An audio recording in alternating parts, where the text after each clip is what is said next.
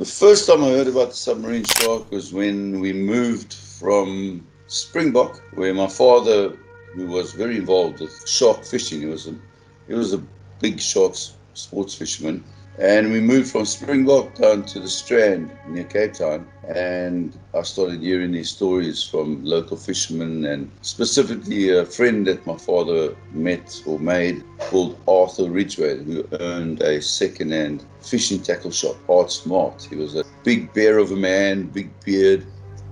He told me a lot about the submarine, us about the submarine, but he said the submarine was not as big as people said it was. He didn't think it was more than 20 feet long, but he changed his mind later on when he actually saw the submarine for himself for the first time. So this was obviously in the 70s, 70s, 80s. Yeah, it was late 70s, early 80s. And were there reportedly quite a lot of people that were seeing this massive shark? Yeah, there were a lot of reports, a lot of stories. False Bay was crawling with great white sharks in those years. There were many great white sharks out there, especially in the summer months off Macassar Beach. And people that are not experienced with great white sharks, they're sitting out there on a 16-foot boat or a 4.5, 5-meter boat, and a 4-meter great white shark rocks up. They're huge animals. A 4-meter great white shark's a monster animal, and they think that's the submarine. So everybody has seen the submarine. But there was a guy called Tukkies that actually was trying to catch the submarine, and he pursued it. He had it on the line once, and he lost it. Then there was Donnie Skuman, who spent a lot of time trying to catch this submarine, but this animal was just so powerful and big that it was impossible to catch it. And he had his boat actually stowed in by the submarine. And then there was another guy called Stumbo or Mace. He went through a short period trying to hunt the submarine. Now, there was a band of guys that had tried to catch the submarine, and then they stopped. And then things happened, and my father started hunting the submarine.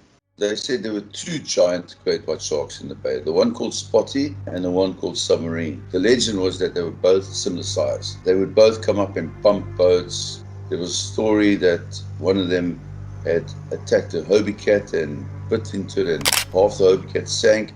And I'm actually not sure if that story was true or not. It might have actually been true. And then it was so big, they called it the submarine because the Navy ships in the bay, because there's, Simonstown's a big naval base, it was so big they could detect it on sonar. So there were all these legends, and people, fishermen in dim bars after days fishing, would talk about this big submarine shark that came and bumped the boat, and the eyes were the size of dinner plates. And so there was a lot of legend and lore around this animal. But the fact is that Spotty and the submarine were actually the same shark. It was just called Spotty because it did have some white marks on the top of its head. Okay, can you tell us about the first time you saw the submarine shark? My father and one of his friends, Frank, and a guy that worked for him, Rodney, they went out fishing. We used to go out fishing all the time, every single weekend. And they came back from fishing. It was a Saturday, I think it was a Saturday. We eating ice cream down in the harbour, Gordons Bay Harbour, and my dad's boat pulled in, and Frank jumped off, and I walked down to the boat. He jumped off to go get the trailer and the pickup, and he said to me, "Go ask your father what we saw today." So I skipped over to my dad. He was standing next to the dock with the boat, and I said, "Dad, what did you see today?" And he said, "We saw the submarine." And then my mind went crazy. Like, I was so excited. How old were you when this happened? I was 12 years old. Okay. And my dad said, "We saw the submarine." And I said, and then I was just asking so many questions. And my dad said, "We saw it. I know it was a submarine. It was at least 1 meter longer than our boat. And the boat was 6 meters long." And my dad said it had 3 white spots on his head. Came up to us, came right up. We could touch it. It came so close to the boat. And then my dad said, "I'm going to catch it." So that was the first time my dad saw the submarine. And the next weekend we were out there, and we went to the same spot, and we hooked the submarine. And that was the first time I saw it. And we had a marlin hook probably about that big. So it was a long steel trace, about 6-7 meters long. And then it was attached to a 20-liter float. And from there to the fishing rod, the game fishing rod. The submarine came up, swam around the boat a few times. On the hook was a big red Roman that my dad had caught and put out as bait. The sub grabbed it, took off. It drum disappeared under the water. The shark just ran. The submarine ran for about 150 meters, and then it stopped. And the float came to the surface again, pulled it in, and that hook was literally as straight as an arrow.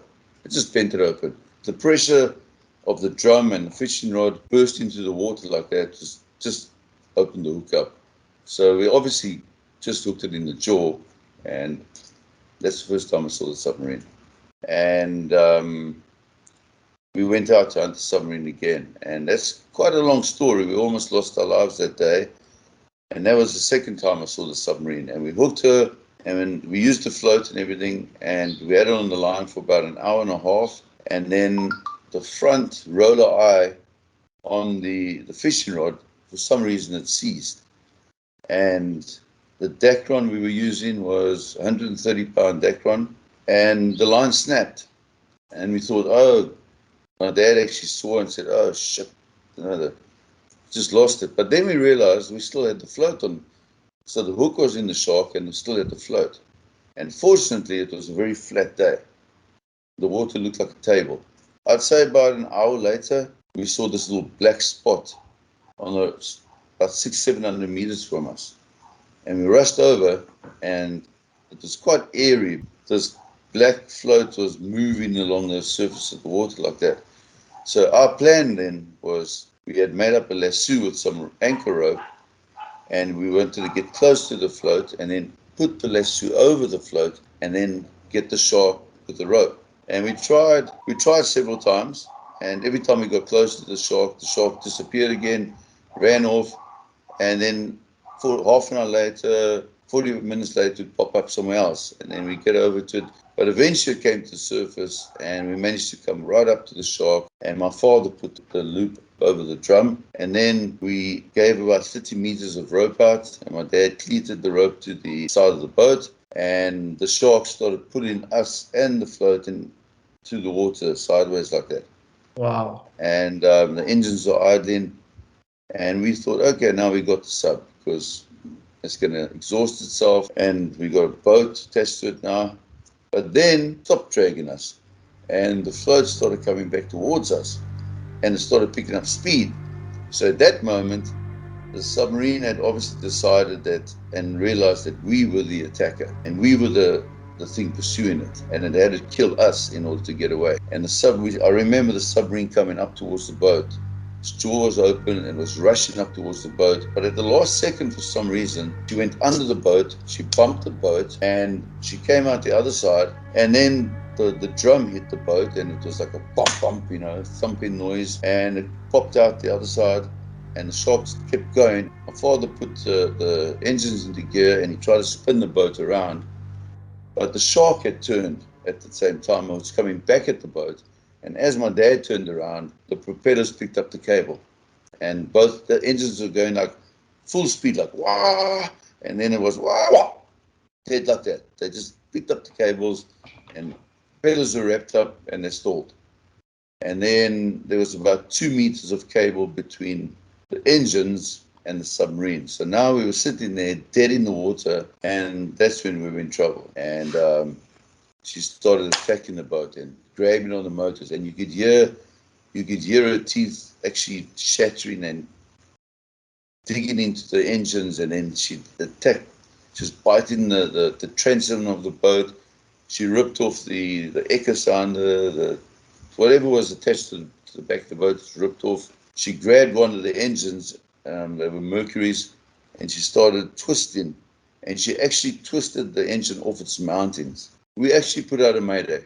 It was the first time my dad ever had to put a mayday out. He put a mayday out. There was another boat about 2 miles from us further out to sea. Their radio was on because we were being smashed to pieces. She actually pulled the stern of the boat under the water. Water was rushing onto the deck. I was standing up to my ankles already in water, and it was very frightening. Yeah, these guys came over, and they couldn't believe what they were seeing, because it was like Jaws, and they were like surprised, and they sort of went into a trance, and instead of coming up to us to help us, they were like watching us. So my dad shouted, "Get your asses over here now!"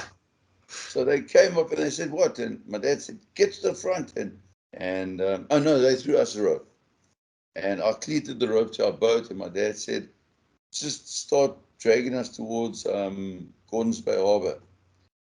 And so they started going, not fast, obviously, very slowly, and they started dragging us. And then you could feel this feeling of relief on the boat.